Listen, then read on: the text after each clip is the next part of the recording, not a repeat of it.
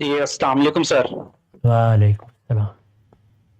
سر میرا سوال یہ ہے کہ آپ کی رائے یہ ہے کہ حضرت امیر معاویہ نے جو ہے بیسٹ پاسبل سلوشن کے طور پر اپنے بیٹے کو جانشین مقرر کیا۔ اس کے اگر یہ نہ ہوتا تو شاید انارکی والی صورتحال پیدا ہو سکتی تھی۔ لیکن اس حوالے سے میرے سر تین چھوٹے چھوٹے سے سوال ہیں کہ اگر ان کو جانشین مقرر بھی کیا گیا تو بعد میں جس انداز سے جس طریقے سے بیعت لی گئی بائی فورس، وہ طریقہ بھی تو صحیح نہیں تھا۔ اور دوسرا یہ ہے کہ سر آپ کہتے ہیں کہ اس ٹائم کوئی موضوع شخص نہیں تھا، لیکن اس ٹائم حضرت امام حسین جو حضور کے نواسے تھے وہ بھی موجود تھے، کیا وہ موضوع نہیں ہو سکتے تھے؟ تیسرا یہ کہ آپ کہتے ہیں کہ انارکی والی صورتحال پیدا ہو سکتی تھی، لیکن اس کے باوجود بھی انارکی والی صورتحال پیدا ہو گئی، کربلا کا واقعہ ہوا، واقعہ ہرا ہوا، ایون کہ جب یزید فوت ہوا تو اس کے بیٹے نے تخت لینے سے انکار کیا، تو پھر اس کو کس طرح سے جسٹیفائی کر سکتے ہیں سر؟ اور کوئی چیز جسٹیفائی نہیں ہوتی تو نہ ہونے دیں، اس میں اتنا تردد کیوں ہے؟ میرے بھائی، سیاسی معاملات کو جیسے وہ ہوتے ہیں ویسے دیکھنا چاہیے۔ سیاسی معاملات کو مثالیت پسندی کی نگاہ سے نہ دیکھنا چاہیے، نہ یہ کبھی دیکھے جا سکتے ہیں۔ مثالیت پسند لوگوں کو یہ چاہیے کہ وہ اپنی بات بیان کریں، اس کے لیے لوگوں کے ذہنوں کو ہموار کریں، یہ خواہش رکھیں کہ کوئی دنیا میں ایسا زمانہ بھی آ جائے جس میں ان کے خوابوں کی حکومتیں قائم ہوں، اور اسی طریقے سے ہر چیز شیر بکری کو ایک ہی گھاٹ پر پانی پلا دے۔ سیاست میں ایسا نہیں ہوتا، اس میں حالات بقائے یہ سب دیکھے جاتے ہیں۔ آپ نے ارشاد فرمایا کہ فلاں شخصیت بھی موجود تھی، فلاں شخصیت بھی موجود تھی۔ آپ شخصیات کو کس زاویے سے دیکھتے ہیں؟ یعنی سیاست میں پہلی چیز سیاسی استحکام ہے۔ یہ دیکھا جاتا ہے کہ جس شخص کو نامزد کیا جا رہا ہے، جس کی ذمہ داری لگائی جا رہی ہے، اس پر لوگوں کا اعتماد ہو سکے گا۔ یا آپ اپنی آنکھوں سے دیکھتے ہیں کہ ہمارے ہاں اس 21ویں صدی میں سیاسی جماعتیں وجود میں آئی ہیں، لیکن ہماری سیاست میں ابھی وہ دور نہیں آیا کہ سیاسی جماعتوں میں سے کسی بھی صاحب صلاحیت آدمی کو سربراہ بنا دیا جائے تو سیاسی جماعت قائم رہ جائے گی۔ اس کے لیے بھی یا بہن یا بیٹا یا بھائی یا اماں بھی کوئی تلاش کرنی پڑتی ہے۔ کیوں؟ کیا وجہ ہے؟ یعنی اپنے ملک پر نگاہ ڈال کے دیکھ لیں، یا پیپلز پارٹی کے لوگوں کو کوئی پڑھا لکھا آدمی نظر نہیں آیا، کوئی سیاسی شعور رکھنے والا بھی نظر نہیں آیا۔ میں گنوا سکتا ہوں ایسے لوگ جن کے بال اس جماعت میں سیاست میں سفید ہوئے ہیں۔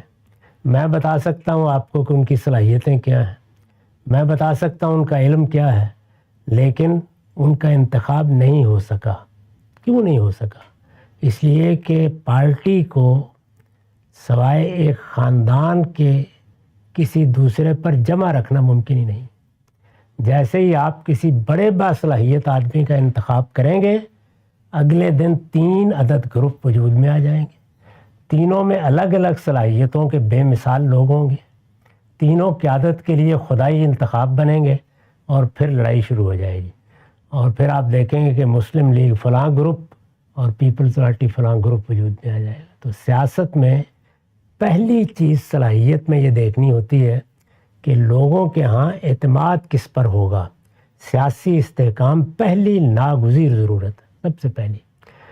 تو رسالت مآب صلی اللہ علیہ وسلم کی دعوت کے نتیجے میں جو سیاسی قیادت پیدا ہوئی تھی، ارباب حل و عقد جن کو ہمارے ہاں کہتے ہیں، وہ لوگ جن کو مسلمانوں کی یا صحابہ کی جماعت میں اس دعوت نے ممتاز کر دیا، وہ لیڈرشپ کے مقام پر آ گئے، زعماء بن گئے، وہ گنے ہوئے لوگ ہیں۔ سیدنا صدیق ہیں، سیدنا عمر ہیں، ابو عبیدہ بن الجراح ہیں، سعد بن عبادہ ہیں، سعد بن معاذ ہیں، معاذ بن جمل ہیں، سعد بن ابی وقاص ہیں، سعید ہیں، اسید بن الحضیر ہیں، عبد الرحمن بن عوف ہیں، طلحہ ہیں، زبیر ہیں، سیدنا علی ہیں، سیدنا عثمان ہیں۔ یعنی یہ وہ قیادت ہے جو رسالت مآب صلی اللہ علیہ وسلم نے پیدا کی۔ یعنی مسلمانوں کی کوئی 1.25 لاکھ کی جماعت تھی، اس کے اندر یہ قائدین تھے، قیادت تھی۔ جب تک یہ موجود رہے کوئی اختلاف پیدا نہیں ہوا، ان کا انتخاب ہوتا چلا گیا، یہ آپس میں فیصلہ کر لیتے تھے۔ جب یہ سب ختم ہو گئے اور سیدنا علی کی شہادت کے ساتھ ان سب کا خاتمہ ہو گیا. اب ان کی اولادیں تھیں، اب قاسم تھا، سلیمان تھا اور بلاول تھا. اس کو سمجھنے کی کوشش کریں. سیاست کو ایسے نہیں دیکھا جاتا جس طرح آپ نے اسے دیکھنے کی صحیح فرمائی. اس کو ہمیشہ زمین پر کھڑے ہو کے دیکھتے ہیں. رہی یہ بات کہ انتشار پھر بھی پیدا ہوا، تو انتشار کنٹرول بھی ہو گیا. یعنی بغاوتیں ہوئیں، ختم کر دی گئیں، اور چند برس بھی نہیں گزرے کہ پھر آپ نے فتوحات کی ایک دنیا پیدا کر دی. کبھی تاریخ پڑھ کے دیکھیں کہ بنو امیہ نے آپ کی امت کو دیا کیا ہے. آپ حیران رہ جائیں گے. 1 کلومیٹر علاقہ بنو عباس نے پتہ نہیں کیا. یہ 3-4 بر اعظموں کو چھونے والی سلطنت ان کی بنائی ہوئی، جس پر آپ فخر کرتے ہیں. وہ اسپین جس کی آپ داستانیں لکھتے ہیں، جس پر آپ کا شاعر کبھی مسجد قرطبہ لکھتا ہے اور کبھی ہسپانیہ میں لکھے گا اور کبھی عبد الرحمن اول کے لگائے ہوئے کھجور کے درخت کو یاد کرتا ہے، وہ بنو امیہ کی سلطنت تھی. تو اس لیے یہ پروپیگنڈے سے نکل کر چیزوں پہ غور کیا کریں. یہ بحث بھی ہمارے یہاں ہوتی ہے کہ جو کچھ ہوا کربلا کے اندر، یہ ایک لوکل سطح کے اندر کیا گیا اقدام تھا. ایک گورنر کی طبیعت کے اندر ایک طرح کی تیزی تھی، غصہ تھا، اس کا اظہار ہوا. پورے بنو امیہ یا پورا کے پورا جو اس وقت کا سیٹ اپ تھا، اس کو آپ اس اقدام کا ذمہ دار قرار نہیں دے سکتے. تو اس میں پھر اعتدال کی بات کیا ہے؟ یعنی اس معاملے کو ہم کیسے دیکھیں گے؟ بظاہر یہی معلوم ہوتا ہے کہ کوئی یوں نہیں تھا کہ پیچھے سے کوئی احکام دیے گئے ہیں یا کوئی پابند کیا گیا ہے یا اس کی کوئی بعد میں تحسین کی گئی ہے. سب کو بعد میں یہی خیال ہوا کہ یہ حدود سے تجاوز ہو گیا ہے. لیکن آپ جانتے ہیں کہ سیاسی لحاظ سے جو ذمہ دار لوگ ہوتے ہیں، کسی کو آپ نے گورنر بنایا ہے، کسی کو پولیس کی ذمہ داری دی ہے، کسی کو فوج کی ذمہ داری دی ہے، تو بالعموم پھر یہ سزائیں نہیں دی جاتی. اس کی وجہ یہ ہوتی ہے کہ اگر آپ اس طرح کے اقدامات پر بھی سزائیں دینا شروع کر دیں گے تو کل کو کوئی نظم کو قائم کرنے کے لیے تیار نہیں ہوگا. اور ملوکیت میں تو اس کی گنجائش ہی نہیں ہوتی، کیونکہ ملوکیت اس اصول پر قائم ہوتی ہے کہ سیاسی اختلاف نہیں کرنے دیا جائے گا. ملوکیت اگر سیاسی اختلاف کو گوارا کر لے تو وہ قائم ہی نہیں رہ سکتی. اس وقت بھی جو دنیا میں ملوکیت کے نظم قائم ہے، یہ معاملہ تو بالکل الگ ہے نا کہ آئینی بادشاہت کا ایک تصور پیدا کر لیا گیا، جیسے برطانیہ میں ہے یا یورپ کے بعض ملکوں میں ہے. لیکن ملوکیت، بادشاہت اپنی اصل حیثیت میں جیسے وہ سعودی عرب میں ہے، وہاں اس کی گنجائش نہیں ہوتی کہ کوئی آدمی بادشاہ کے اقدامات پر اس طرح کی تنقید کرے جس پہ خود بادشاہت کو خطرہ لاحق ہو جائے یا کوئی اقدام کرے. تو اس لیے وہاں سخت اقدامات تو کیے جاتے ہیں.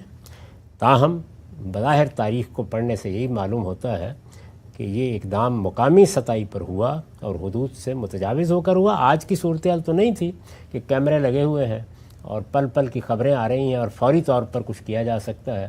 آپ جانتے ہیں کہ آپ کے ملک میں 1-2 موقعوں پر اس طرح کے اقدامات کیمروں کے سامنے ہو گئے اور نہیں روکے جا سکتے. لال مسجد کا واقعہ ہم دیکھتے ہیں. بعد میں اس کے اوپر بھی بعض لوگ تعصب کا اظہار کرتے رہے، یہ کہتے رہے کہ غلطی ہو گئی یا یہ ہوا یا وہ ہوا. تو یہ معاملات سیاسی زندگی میں ہوتے ہیں. بظاہر یہ معلوم ہوتا ہے کہ نہ پہلے سے کسی کی منصوبہ بندی تھی اور نہ بعد میں کوئی اس کے اوپر راضی تھا. تاہم جب ہو گیا تو پھر کسی کے پاس بھی اس کا کوئی حل نہیں تھا.